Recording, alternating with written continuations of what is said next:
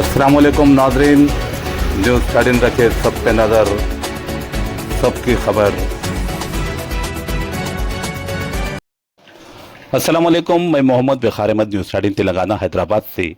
Warangal police ने रुकन assembly Huzurabad P Kaushik Reddy को आज शमशाबाद एयरपोर्ट पर गिरफ्तार कर लिया। तेलंगाना के कमलापुर मंडल के कोंडवेल में माइनिंग का काम जारी है। कौशिक रेड्डी पर इल्जाम है कि वो ग्रेनाइट क्वारी ट्रेडर्स के मालिक मनोज रेड्डी को डरा धमका कर 25 लाख रुपए हासिल किए और मजीद 50 लाख रुपए का मुतालिबा कर रहे थे। मनोज रेड्डी की अहलिया रमा देवी ने इस सिलसिले में सूबेदारी पुलिस में शिकायत दर्ज करवाई। आज वरंगल पुलिस कौशिक रेड्डी को गिरफ्तार करने पहुंची। पी कौशिक रेड्डी ने पुलिस पर वजीर आला तेलंगाना रेवंत रेड्डी की इमा पर काम करने का इल्जाम लगाया। इन्होंने कहा कि ये गिरफ्तारी का कौन सा तरीका है, मैंने क्या गलत किया जो मुझे गिरफ्तार किया जा रहा है, वो भी गैरकानूनी तौर पर बिना नोटिस के। कौशिक रेड्डी ने कहा कि 2.5 एकड़ अराजी माइनिंग के लिए मुख्तस की गई थी, लेकिन 20 एकड़ अराजी पर गैर कानूनी खुदवाई की जा रही है। इन्होंने सवाल किया, क्या ये गैर कानूनी नहीं है? इन्होंने कहा कि तेलंगाना की आवाम के लिए आवाज़ उठाना क्या कोई गलत है? इन्होंने वजीर आला रेवंत रेड्डी पर इल्ज़ाम लगाया कि इनके कहने पर मुझे गिरफ्तार किया जा रहा है। पेश है वहाँ की कुछ झलकियाँ।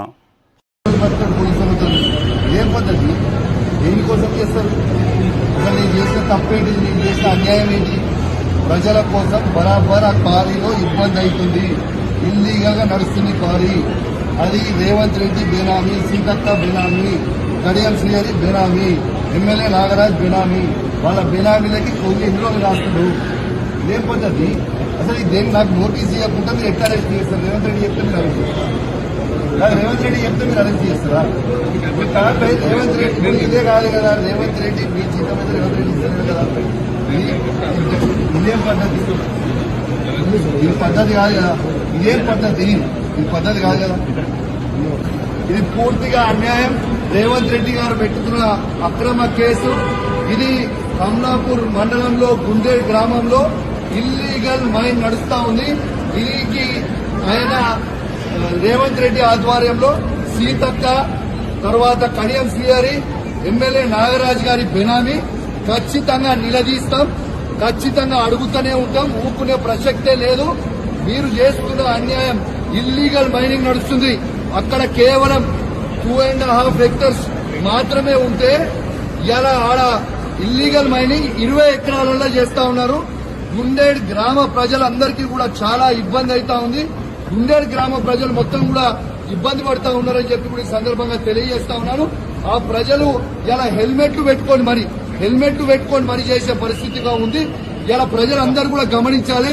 ఇలా రేవంత్ రెడ్డి గారు చేస్తున్న అక్రమ అరెస్టులు, అక్రమ కేసులకి నువ్వు రేవంత్ రెడ్డి గుర్తుపెట్టుకో.